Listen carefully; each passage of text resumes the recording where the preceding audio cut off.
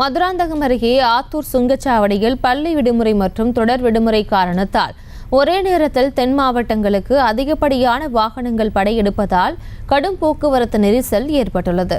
இது குறித்த மேலும் விவரங்களோடு இணைகிறார் எமது செய்தியாளர் சுதாகர். வணக்கம் பிரியங்கா.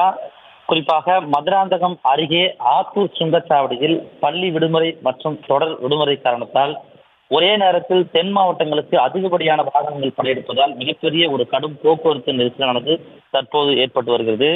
குறிப்பாக மதுராந்தகம் அருகே இருக்கக்கூடிய அந்த சென்னை டு திருச்சி தேசிய நெடுஞ்சாலையில் ஆத்தூர் சுங்கச்சாவடியில் கடும் போக்குவரத்து நெரிசல் ஏற்பட்டிருக்கிறது.